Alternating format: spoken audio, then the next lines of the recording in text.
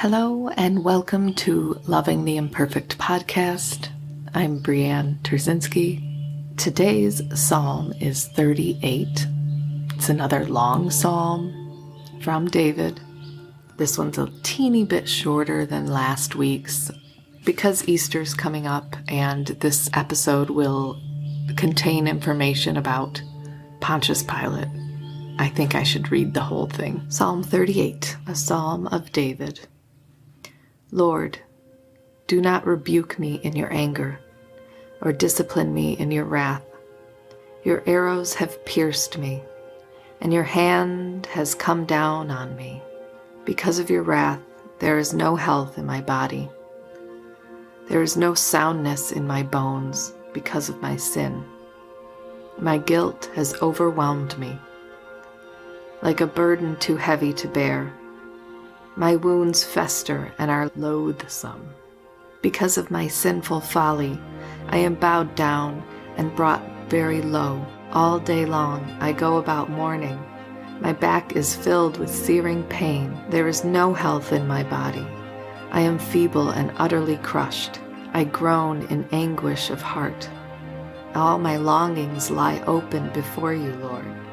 My sighing is not hidden from you. My heart pounds, my strength fails me. Even the light has gone from my eyes. My friends and companions avoid me because of my wounds. My neighbors stay far away. Those who want to kill me set their traps. Those who would harm me talk of my ruin. All day long they scheme and lie. I am like the deaf who cannot hear, like the mute who cannot speak. I have become like one who does not hear, whose mouth can offer no reply. Lord, I wait for you. You will answer, Lord my God.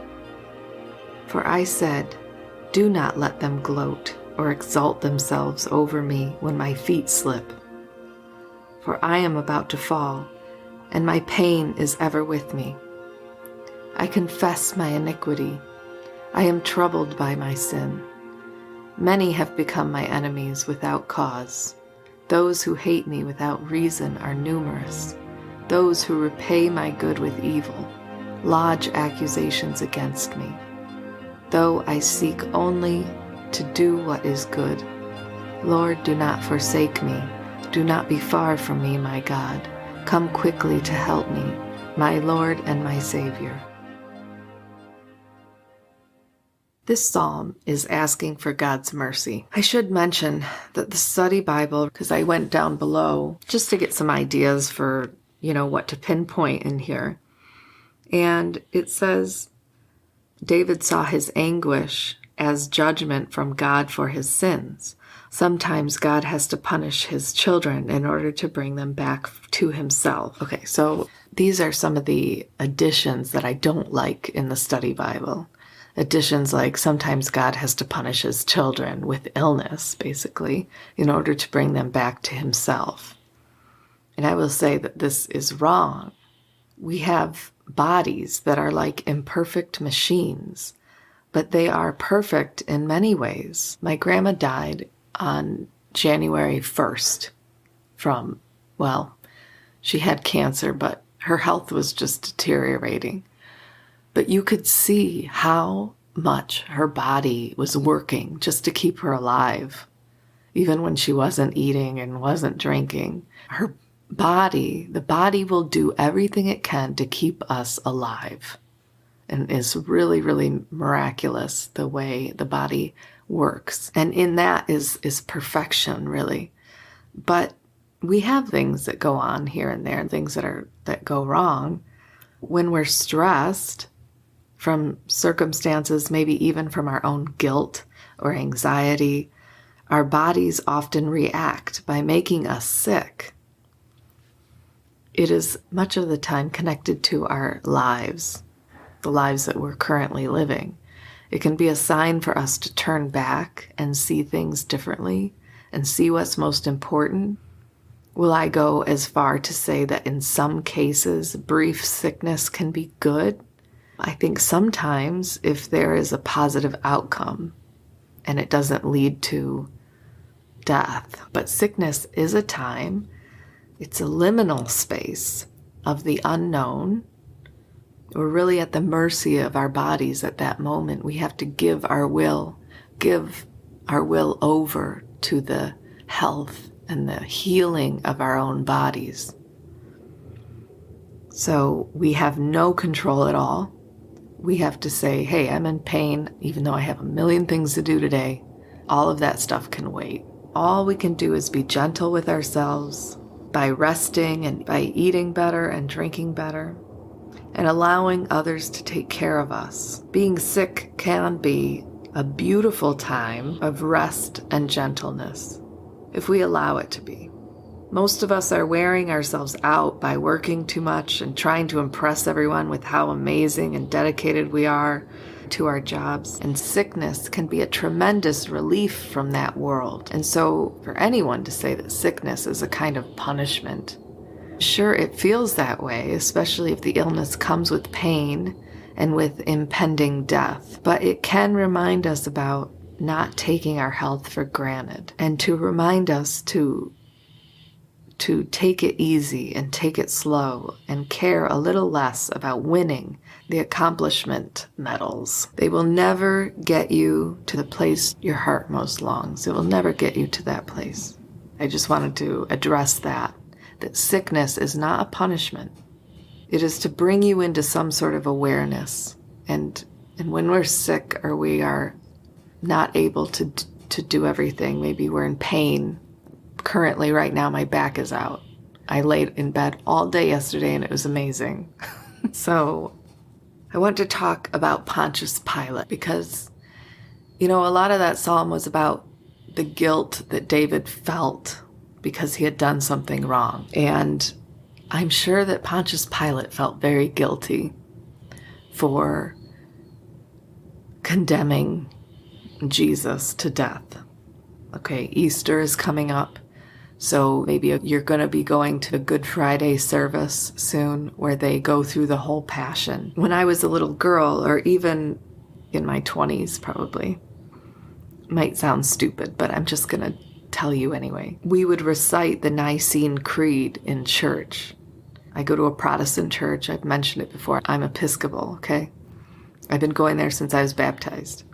And we would get to the part where we said, when we were talking about Jesus, we would say, he was crucified under Pontius Pilate. And every time we said this, a little flame of anger would rise up in me toward Pontius Pilate. And, you go to a church, so you're loyal to the person that you're following, which is Jesus. And so you have this loyalty in anything, you hate that he had to go through all that. And especially if you go to a Good Friday service, oh my gosh, and they act out the whole thing, or at least reciting it all. That can be a moving experience, and we have to go through it every year, and it can be painful because most of us don't want to hear about that happening to anyone.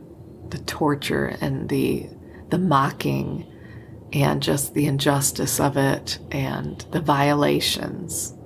We don't want to hear about that. So it's upsetting. So to hear that, we can blame one man for this and it's Pontius Pilate. He listened to the crowd. How dare he? But I'll tell you, in the words of my college professor, nothing is more dangerous than a mob. And they knew this 2,000 years ago. They knew this. And so you want to appease the mob to get them to go away. So a few years ago, when I was going through some pretty terrible mental tortures, I would say, basically nightly I would get these agoraphobic panic attacks. And it lasted 7 years. Almost every single night they would come for 7 years. So I ventured deeper into spiritual study as a way to bring myself closer to God. The only source I felt that could save me from this mysterious affliction that it seemed to come out of nowhere. And it felt very dark. And so I was trying to get to the light. I was trying to see more light and stay with the light. I wanted my peace back. And I felt that that could be found in reading about Jesus, who, we call the Prince of Peace. He is the one who brings peace. He is the one who guides you through the wilderness. This is what we've been taught. So naturally, that's just what I gravitated to help heal me. Richard Rohr teaches us in his book, Falling Upward, that in order to have an authentic, transformative experience, we must leave our places of comfort. And if the mythological stories have told us anything, they have said that we must also descend into the depths of hell. So I believe, because I have never really left home physically, inside my mind, the comfort of my peace left me all that time, and I descended into what seemed very much like hell. And I did meet angels and demons, and I met saints and others who have passed over in books and in teachings and sometimes in dreams, and they all guided me either to or away from the next trail I was to take to find myself out of the wilderness. History teaches us that when you are sort of stuck in one place and you have nowhere to go, you end up going deeper within yourself because you have nowhere to go on the outside. We see this transformative experience happening to people that are in prison, and we've seen it in countries that have isolated themselves, and we've seen it in countries that were blockaded by their enemies. There's always some sort of transformative experience. They get better from the inside. And so when I say that the only thing I was grasping was spiritual teachings, that really did transform me over time. So one night, I took my Bible to bed, and I was reading about the Passion of Christ. I think it must have been Easter, around Easter or something. But I read the part of Pontius Pilate, and that moment when Pilate is asking Jesus a lot of questions, and Pilate says, "You are a king, then." And Jesus says, "You say that I am a king. In fact, the reason I was born and came into the world is to testify to the truth. Everyone on the side of truth listens to me." And so I just started to cry because Pontius Pilate was caught in the web of the system, the bureaucracy, like so many of us are, and so many of us don't have a choice, or at least we think we don't have a choice because we're trying to protect our families, our children, our lifestyle. We're trying to protect something, and so we go along with these systems, while inside we know what we're doing is wrong most of the time. We know something inside us doesn't feel right about it. For some of the systems that are corrupt, not all systems are corrupt, but for those of us that are involved and intertwined and embedded in systems that are corrupt, there's a part of us that knows that, and our spirit is constantly fighting against our conscience, and so that can develop stress and guilt within us that can create illness in our bodies. There is pressure from the outside or from our boss, and so we go against our own conscience. I believe that Pilate did this, and he was compelled by the force of the system to make the decision that he did. He went with the people, the mob. Most of the world population is caught up in this spinning wheel. And yet we condemn him in our liturgy every Sunday. If by saying he was crucified under Pontius Pilate, we are really saying he was crucified under the system which holds most of the world captive in unjust decision-making, then that is fine. I'm just suggesting that we rework our mindset and give some mercy to this one man we keep blaming every Sunday, because we all are at fault. Anyone who has ever fell in line with an unjust system, the powers and the principalities that run our world, we are a Pontius Pilate. And we do this innocently enough. Remember that Jesus said, "Forgive them, Lord, for they know not what they do." And some people understand that the Nicene Creed is just stating the facts. They're stating the facts that Pontius Pilate was the ruling factor in the crucifixion. And that's just a fact for them. And that's okay. But what does this do to the children when they hear that Sunday after Sunday he was crucified under Pontius Pilate?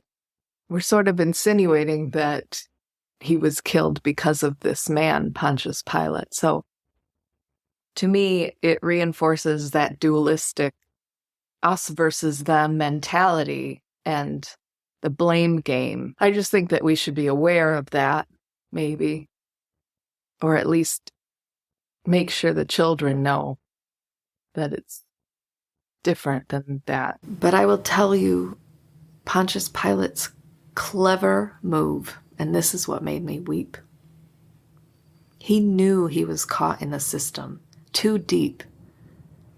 And though he may have looked the part of real power, he was imprisoned himself by this system like everyone else. But he did something miraculous. After speaking with Jesus, I imagine when Pontius Pilate was questioning him, he and Jesus shared a moment. And Pilate looked at Jesus in the face. And Pilate saw that he was who he was. And I imagine Pilate saw that Jesus was the truth, that the world he was living in and the world that Jesus was living in, Pilate had this schism occur in his brain. And he saw that he was in fact living a lie. And so when the time came to write the charge on the plaque for the cross, Pilate wrote it very carefully. He wrote, "Jesus of Nazareth, the King of the Jews," cleverly telling everyone for all time, defying the system in the only way that he could, because he wasn't strong enough against his own cowardice. But he wrote what he wrote, right? He could have written it differently. He could have said that Jesus claimed to be the King of the Jews, but he didn't. And when everybody questioned him about this, he said, "I wrote what I wrote." He wrote simply King of the Jews, INRI. It's the Latin initialization of Jesus of Nazareth, King of the Jews. And Pilate finally reinstated some power within the system. He did all he could in that moment to make it right. And these are his last words about Jesus. And those words have stood the test of time. A constant reminder to me of how the system has a hold on all of us. I'm suggesting that we do what we can within those systems, do all the good we can within the system to eventually right the twisted gears. The Blessed Mother herself taught us how to do this when she took the baby Jesus in to be consecrated in the temple. She walked into the temple, into the old traditions, into the laws, into that place where those laws and those rules were built and upheld. But she took something new with her. She brought something new, and Jesus would show them in time. At my job a few years ago, I spoke out against the system because I respectfully and innocently thought I was trying to help by helping them to realize some of their folly in the system. And the system hated me because I refused to jive with it. So they didn't renew my contract.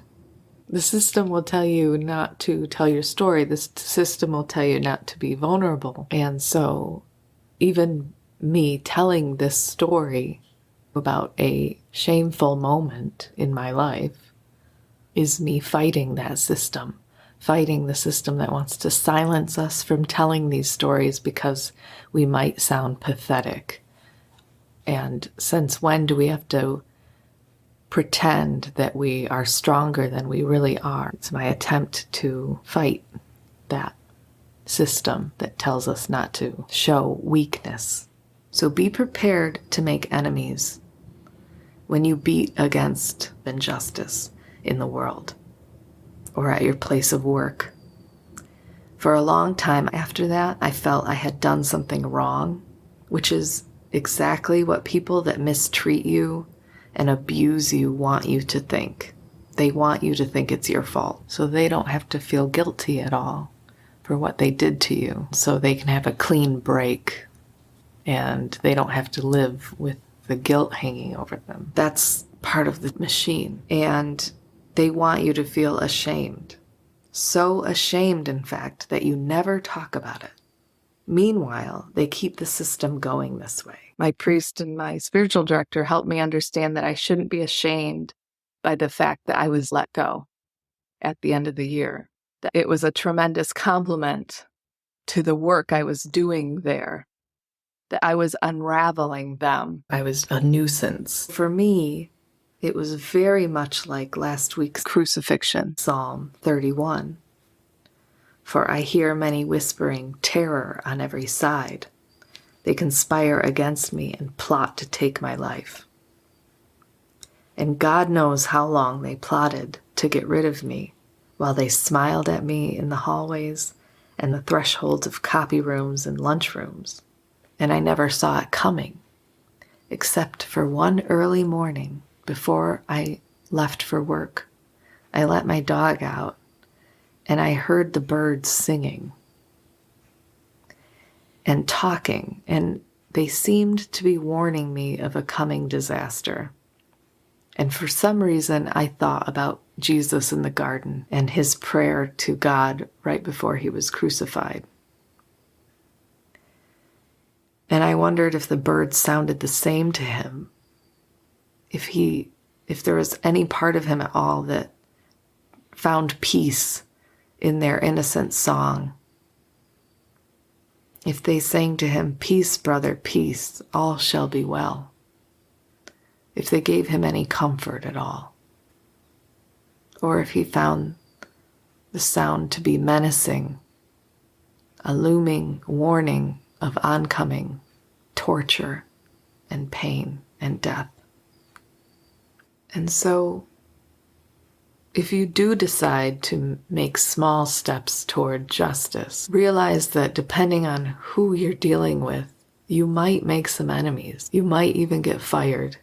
But if you believe in it enough, then maybe it's worth it. Maybe you need not be there anymore. Maybe it's a toxic environment. So speaking of Pontius Pilate, I do think it's good to remember what he did. That sign that he wrote is in many churches. It's a sign that we're all part of the system. And it's one signal, it's one sign that one man made to fight against that in the tiniest way that he could. Even he, who was a puppet, basically. He was a puppet of the greater system, and so many of us are. He showed us a teeny little window out of the system. Of course, Jesus taught us the ultimate lesson by giving his whole self.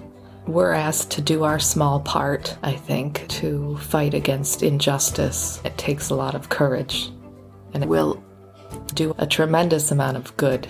Thank you for joining me on Loving the Imperfect. Have a great Easter celebration. Next week, we'll be covering Psalm 45. And it's written by the sons of Korah, so a little bit different next time. So thank you for joining me. I'll see you next week.